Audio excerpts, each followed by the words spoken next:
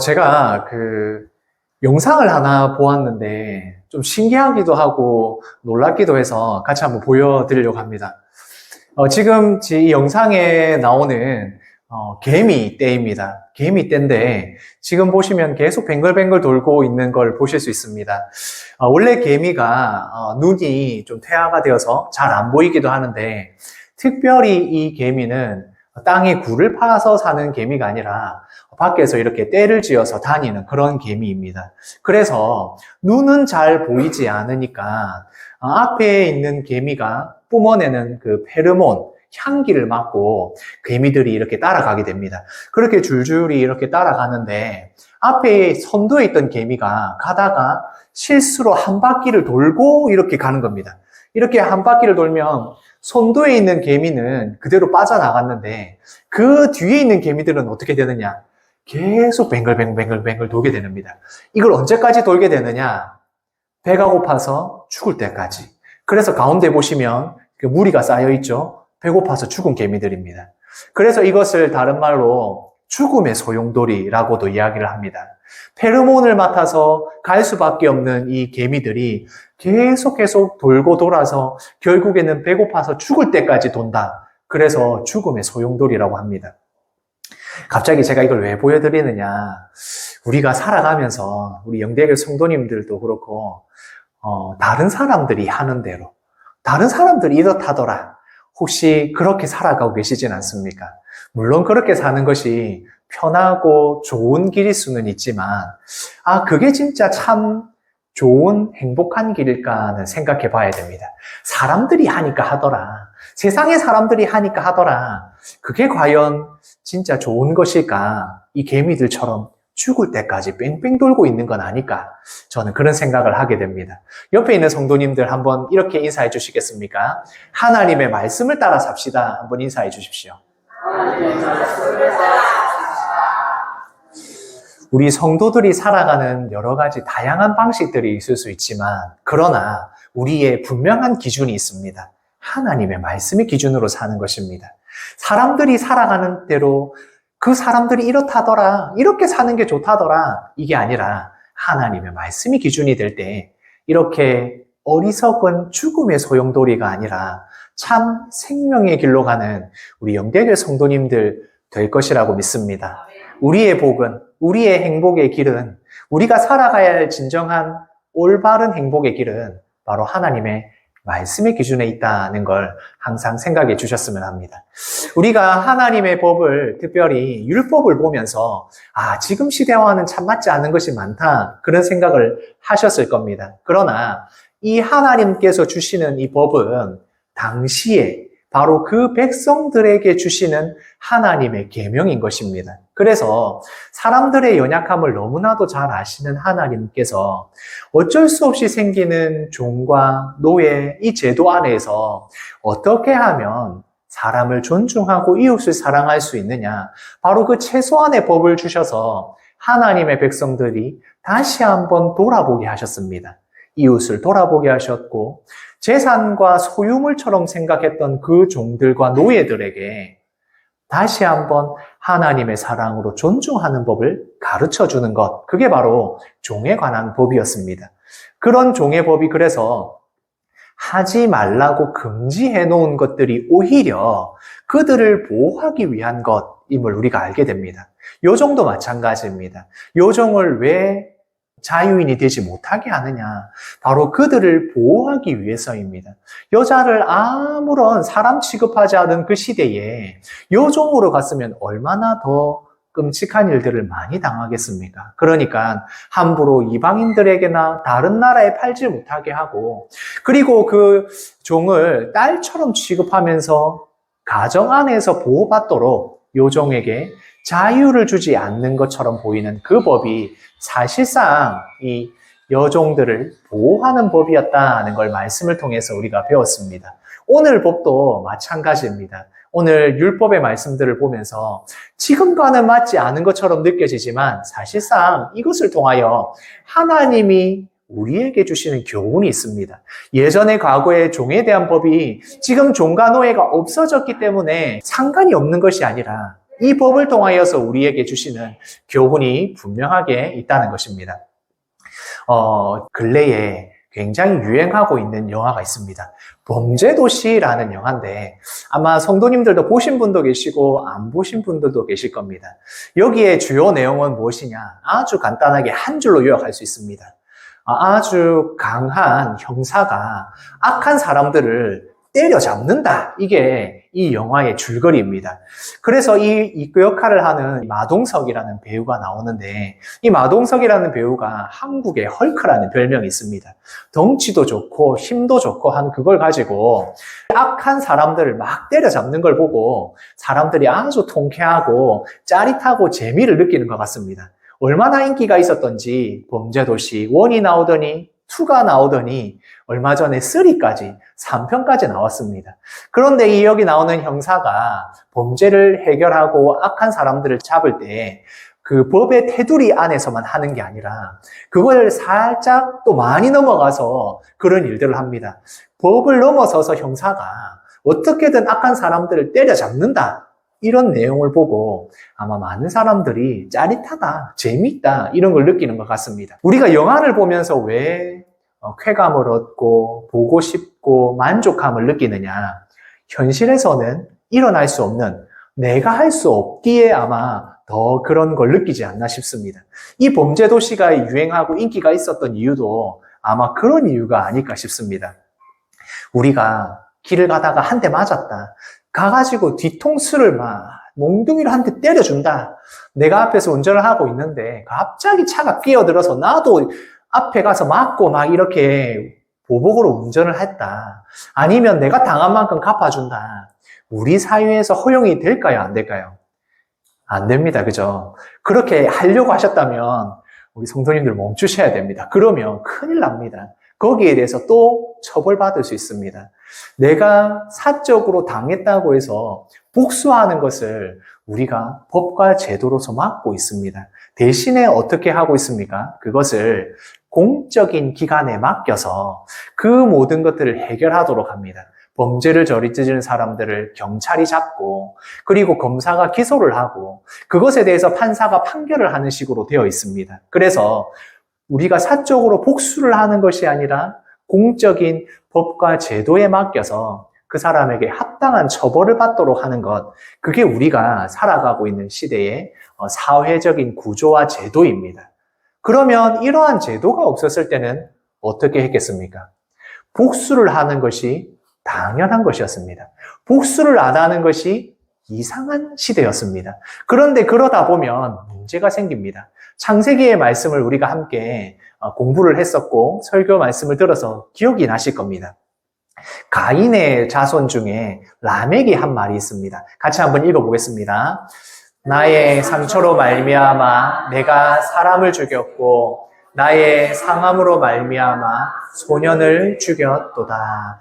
여기 가인의 자손인 라멕은 그 시대의 영웅들, 그러니까 지도자이고 권세 있는 능력자입니다. 싸움에도 능한 사람입니다. 그러니까 어떻게 하느냐? 나에게 상처를 입힌 소년을 가만히 두지 않고 똑같이 갚아주는 정도가 아니라 어떻게 했다고요?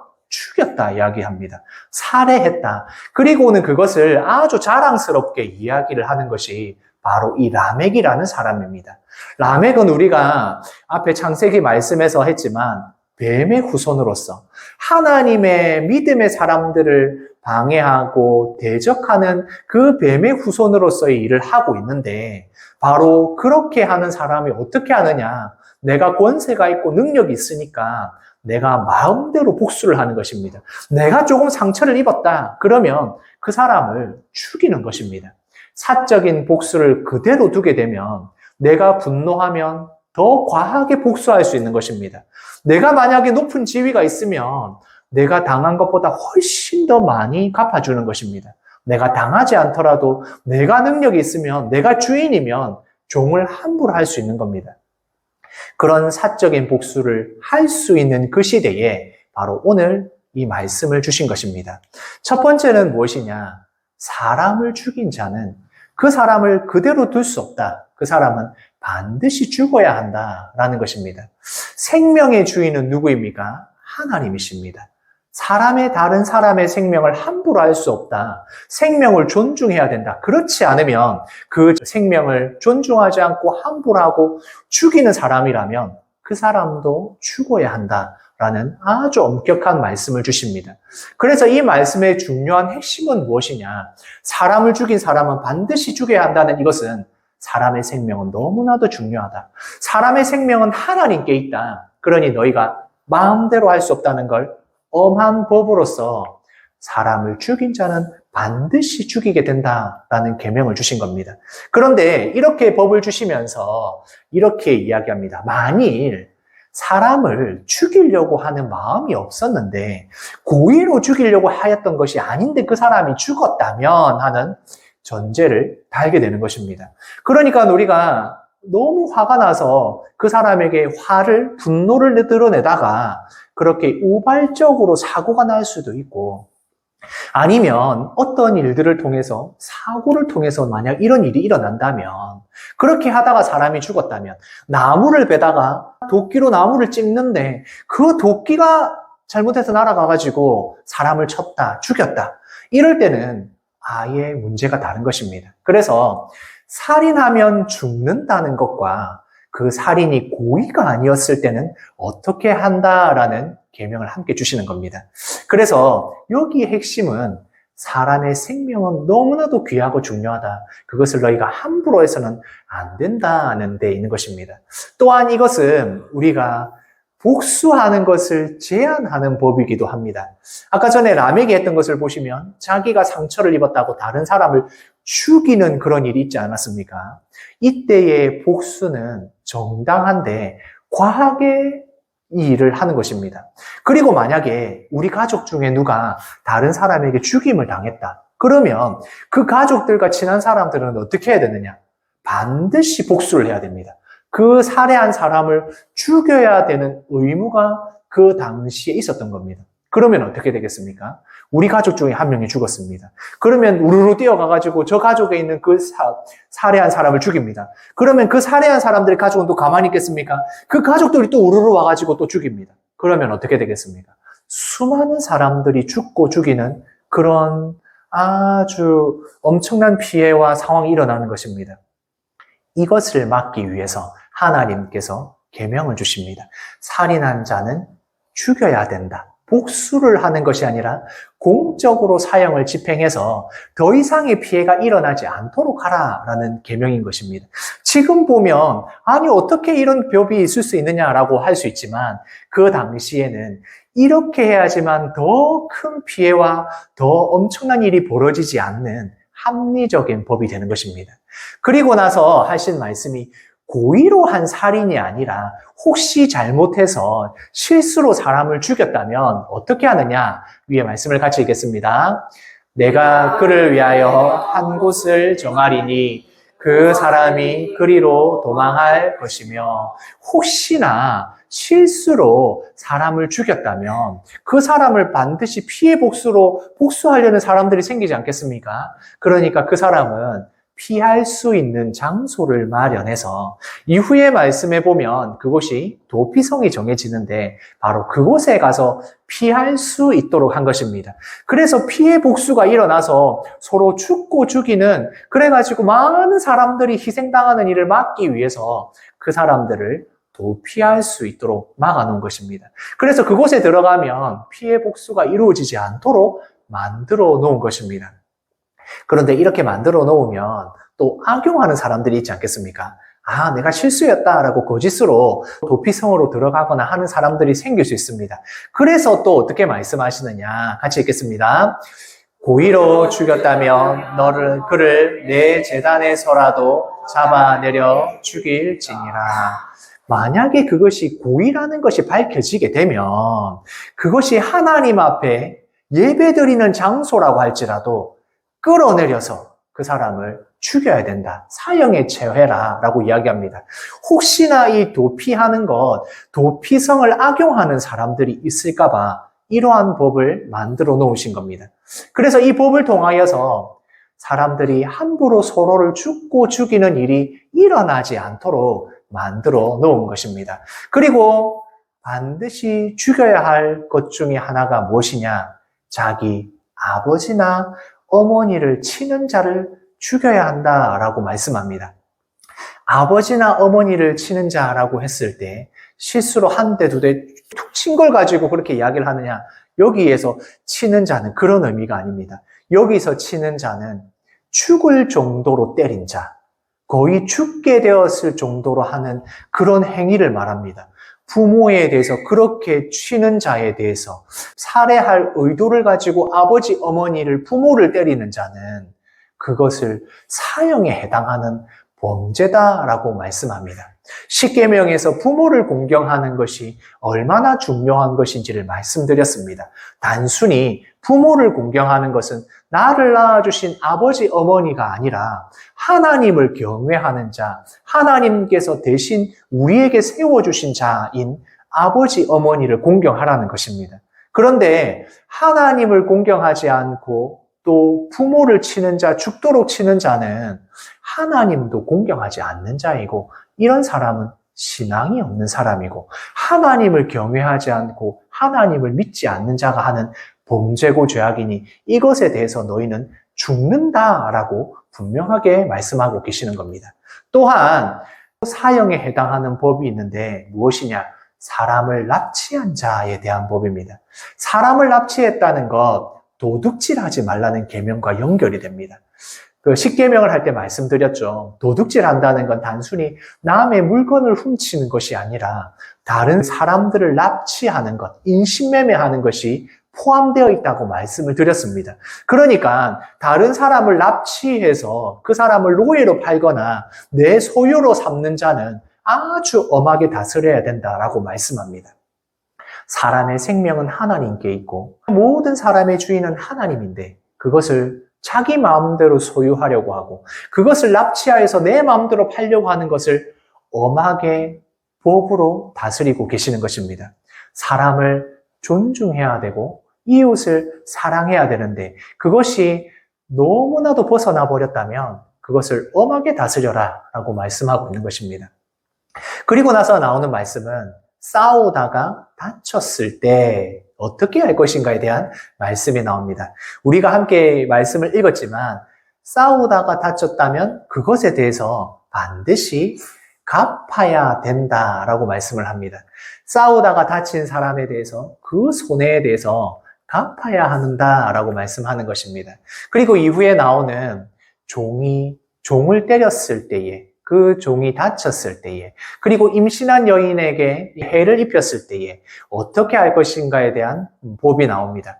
성경의 관심은 하나님의 관심은 연약한 자들, 약자들을 어떻게 할 것인가에 대한 관심이 너무나도 많이 있습니다. 지금 현재 시대로 봤을 땐 아니 이게 어떻게 약자를 위한 법입니까? 라고 할 수 있지만 그 시대에 종이나 여인이나 임신해 있는 태아에 대한 존중이 아무것도 없는 그 시대에 하나님께서는 최소한의 이 법을 통하여서 연약한 자들, 약자들을 보호하는 법을 만들어 놓으신 겁니다. 그래서 그런 사람들을 때려서 그런 사람들을 어떻게 했을 때 어떻게 보상해야 된다, 어떻게 해줘야 된다라는 말씀을 분명하게 하고 있습니다.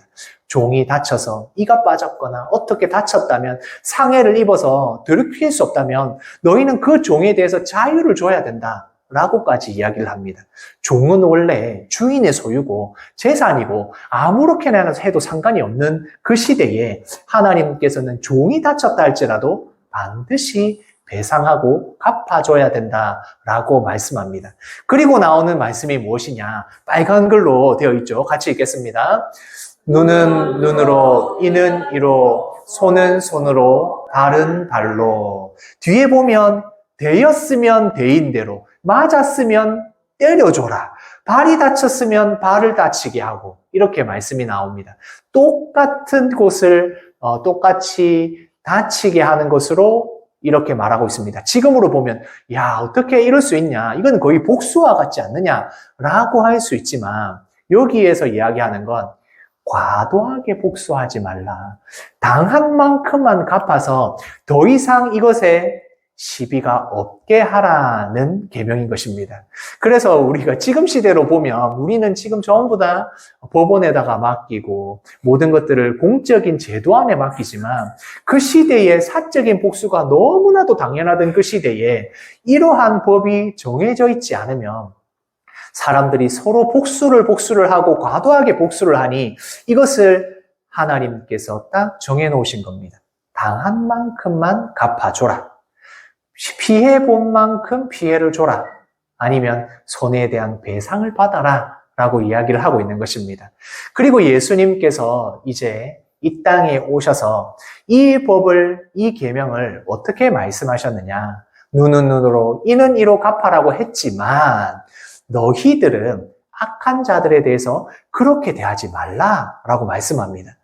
내가 상대방에게 피해를 준 사람을 악한 자라고 할 수 있는데 나에게 피해를 준 사람에게 대해서 그대로 갚아라고 했던 그 계명을 이제는 너희가 그렇게 하지 말라. 너희가 눈은 눈으로 이를 갚지 말라라고 하십니다. 이제 더 이상 그것을 갚지 말고 이제는 그것을 너희가 당해줌으로써 하나님의 백성들에게 있어야 할 아주 중요한 법을 주신 것입니다.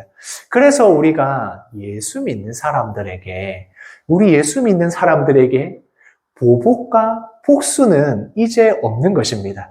예수님께서 율법을 완성하시면서 말씀하신 대로 악한 것을 악한 것으로 갚지 말라고 하신 그 계명을 우리가 지켜야 되는 것입니다. 서로 용서하라는 계명도 마찬가지고 우리가 예수님의 계명을 이제 완전해진 하나님의 율법을 이루어가는 것입니다. 내가 이제는 복수를 하려고 다짐하셨던 성도님들 계시다면 예수님께서 완성하신 이 계명을 우리가 지켜야 한다 생각을 해주시면 좋겠습니다. 마찬가지로 종이 다쳤다면 어떻게 한다고요? 자유를 줘라. 이를 다치거나 아니면 어디에 완전한 그 부상을 입어서 회복되지 못하게 된다면 그것에 대해서 너희가 완전하게 갚아줄 수 없으니 종에게 자유를 줘야 된다. 지금까지 갚아야 될 모든 것들을 탕감하고 자유를 줘야 된다라고 말씀하고 있는 것입니다. 이 말씀들을 보면, 이 계명을 보면 우리가 한 가지 알 수 있는 것이 있습니다. 하나님께서 주시는 이 계명들 그리고 율법을 보면 이것이 중요합니다. 같이 읽겠습니다.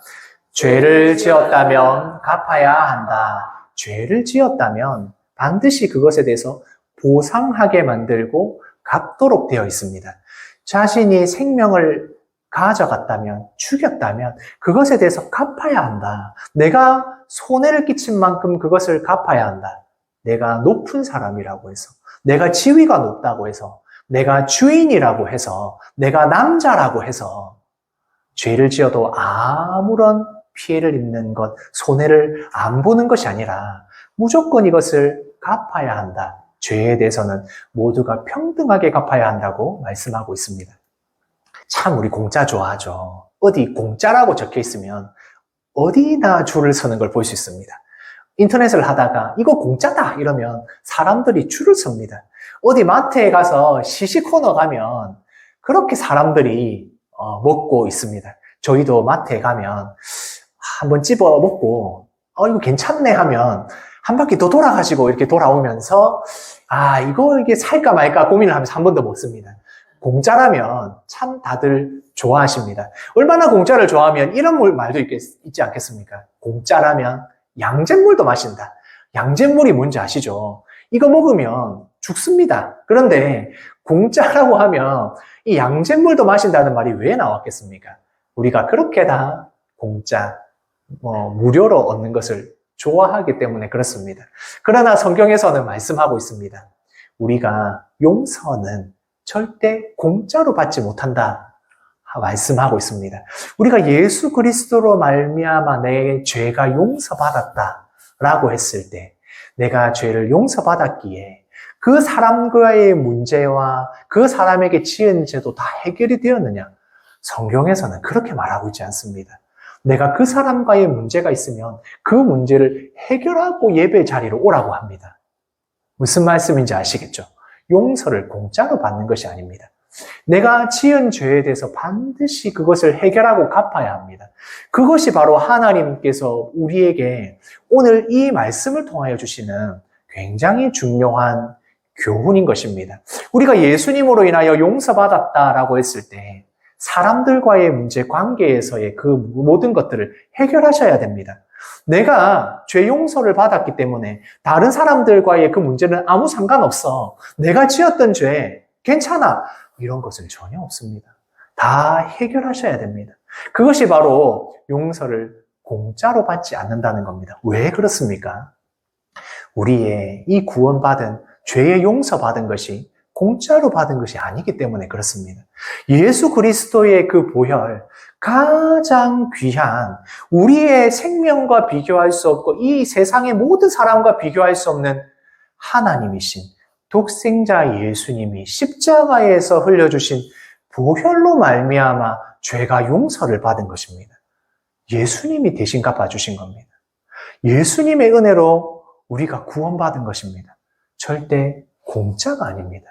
그 구원받은 은혜로 살아가는 사람이 다른 사람과 이웃과 가족과의 문제에서 나는 예수 믿으니까 괜찮아. 나는 예수 믿었기 때문에 나는 구원받은 자라서 괜찮아. 너와의 문제는 해결하지 않아도 돼. 너에게 내가 이렇게 한 것들을 다 용서받을 수 있어. 그런 것은 없습니다. 내가 은혜 받은 자라면 반드시 해결하려고 해야 됩니다. 왜 그렇습니까? 내가 받은 은혜가 공짜가 아니기 때문입니다. 가장 귀한 것으로 받았으니 나의 가장 귀한 것으로 갚아 나가야 합니다. 구원받은 것은 물론 예수님이 우리에게 주신 구원의 은혜로 인하여 받는 무료가 맞지만 그러나 모든 죄의 문제를 우리가 해결해 나가야 하는 것입니다. 이것은 구원받은 은혜 받은 자가 해야 할, 반드시 해야 될 바로 의무인 것입니다. 우리가 서로를 사랑한다는 것, 우리가 서로 용서한다는 것, 참 쉬운 일인 것 같지만 가장 어려운 일이기도 합니다. 우리가 잘 모르는 사람을 용서하는 것은 쉽습니다. 그러나 가까운 사람일수록 참 용서한다는 것이 쉽지가 않습니다. 내 죄의 문제, 나와의 문제를 갚고 그 문제를 해결한다는 게 참 쉽지가 않습니다. 명절과 연휴를 맞이하여서 우리 성도님들, 가족들과 친지들을 만나면서 이것을 한번 해보셨으면 좋겠습니다. 용서하고 사랑하는 것, 그것이 바로 우리가 값없이 받은 그 은혜를 갚아 나아가는 우리의 성도들의 신앙생활인 것입니다. 하나님께서는 오늘 계명을 율법을 통하여 말씀하십니다. 같이 읽겠습니다. 하나님 앞에서 모든 생명은 귀하다. 나의 생명이 귀하고 상대방의 생명이 귀하고 그 상대방의 모든 것이 귀하기에 반드시 그들을 존중하라. 다른 사람을 존중하라. 다른 사람의 생명을 존중하라. 심지어 사람 취급받지 못하는 종이라 할지라도 그 생명을 귀하게 여겨야 한다. 그게 바로 오늘 말씀의 핵심인 것입니다. 그래서 오늘 말씀을 통하여 세 가지를 생각했으면 좋겠습니다. 첫 번째 함께 읽겠습니다. 모든 생명은 하나님 앞에서 존귀합니다. 모든 사람은, 모든 생명은 하나님 앞에서 귀합니다. 내가 어떠한 지위에 있든지, 위치에 있든지, 내가 얼마나 돈을 많이 벌든지, 내가 어떤 사람이든지 상관없습니다. 하나님 앞에서는 이 사람과 저 사람과 영계의 모든 성도들의 생명은 존귀합니다. 하나님께서 창조하신 하나님의 그 피로 산 사람들입니다. 그래서 존귀하게 여기셔야 합니다. 두 번째 함께 읽겠습니다. 하나님은 긍휼이 많으십니다. 하나님께서 사람을 죽인 자는 반드시 죽이라고 하는 그 계명, 그 율법을 주시면서 그냥 그것으로 끝나는 것이 아니라 만약 실수로 그랬다면, 그러다가 사람이 다쳤다면 이렇게 계속해서 그 이후의 말씀들이 나오는 이유가 무엇입니까? 하나님은 긍휼이 많으시다는 겁니다. 내가 죄를 지었으면 반드시 죽고 끝난다가 아니라 그렇다 하더라도 하나님께서는 그 모든 일을 통하여서 긍휼을 베푸십니다. 나뿐만 아니라 모든 사람들, 여인과 종과 연약한 약자들까지도 하나님께서 그들을 긍휼을 통하여서 모든 사람에게 보호받도록 법을 주신 겁니다. 세 번째 같이 읽겠습니다. 우리는 갚을 수 없는 은혜로 죄 용서 받았습니다. 우리의 구원을 받은 것은 하나님이 값없이 주신 것이 맞습니다. 그러나 우리는 그것을 갚을 수 없는 은혜로 받았다고 생각해야 합니다. 그래서 우리는 서로를 용서할 수 있어야 됩니다. 이는 이로 갚아라고 했던 그 계명을 완성하신 예수님이 우리에게 서로 용서하고 사랑하라고 하십니다. 심지어 원수까지도 우리에게 사랑하라고 하십니다. 그 사랑의 계명을 우리 이 연휴 기간에 이루어 가시는 영계의 성도님들 되시기를 소원합니다.